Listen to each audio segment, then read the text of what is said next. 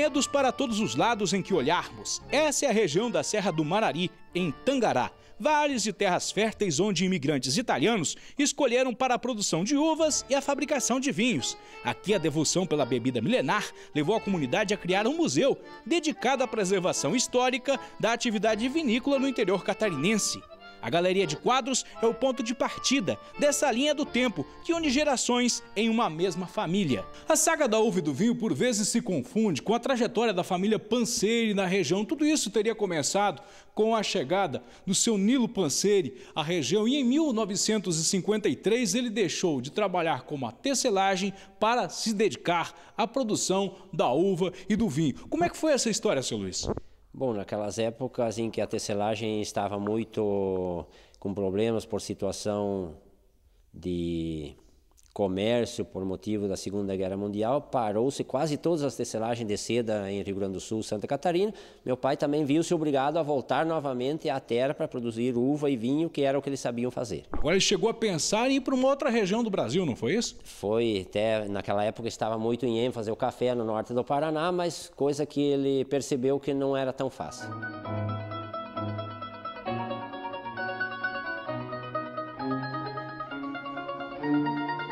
Aqui os equipamentos que se tornaram peças de museu entraram para a história. Aparelhos que, diante de novas tecnologias, foram substituídos sem perder o valor sentimental, por terem sido usados em grandes safras de uva e excelentes lotes de vinho, que conquistaram mercados pelo mundo afora.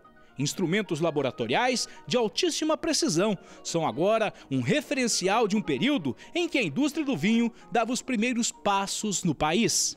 Bom, agora nesse setor aqui, seu Luiz, esses equipamentos aqui seguramente têm pelo menos 100 anos de história aqui no Brasil. Isto, eles foram doados pela empresa de pesquisa agropecuária, ou melhor, a Embrapa, do Rio de Janeiro.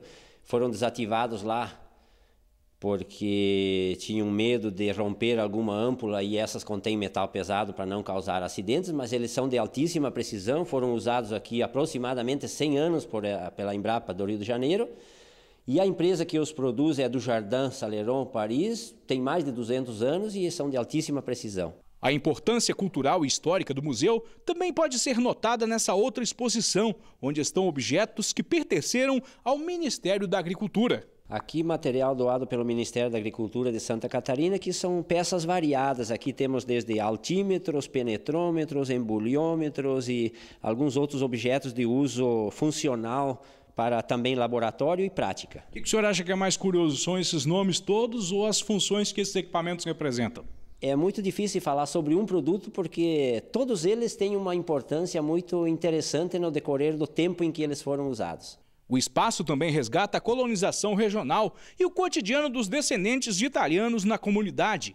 Utensílios domésticos e ferramentas são uma prova de que a vida na roça nessa época apresentava grandes desafios e foi preciso muita coragem e luta para resistir na terra. Bom, e aqui neste outro setor a impressão que a gente tem, na verdade, de que como se estivéssemos em uma verdadeira cozinha ou casa colonial. Tem muito produto por aqui, né? São as tecnologias da época para se iniciar uma vida no campo naquele período. Exatamente. Aqui a gente quer mostrar um pouco da base dessas famílias tradicionais que, antes mesmo das vinhas começarem a produzir, tinham que se dedicar inteiramente ao cultivo de insumos para a sobrevivência, milho, trigo, feijão, batata e a cozinha em geral, mostrando aí o ponto bem forte da família típica italiana.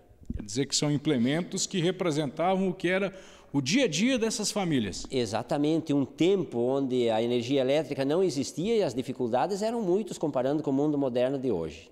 Agora, se fizéssemos um comparativo de tudo isso que existe nesse ambiente com o que existe de tecnologia, dá para se voltar no tempo? Só quem viveu esse tempo que consegue valorizar esses equipamentos e esse tempo. Os mais jovens dificilmente entendem esse processo, essa etapa do tempo.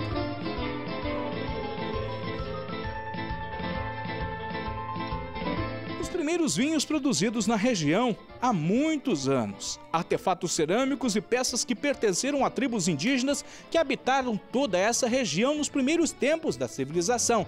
Tudo está à mostra aqui no Museu da Vitivinicultura de Santa Catarina. Agora, o mais interessante disso tudo é que o museu, que na verdade no início seria um memorial da família Pansery, acabou se tornando o Museu da Vitivinicultura do estado de Santa Catarina, não é isso? Perfeitamente. Nós temos aqui um arquivo de toda a história do estado em si.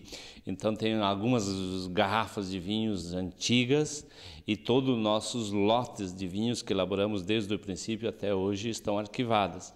Isso faz parte da nossa história, faz parte da nossa maneira de ser e são arquivos hoje considerados raros que temos arquivados aqui.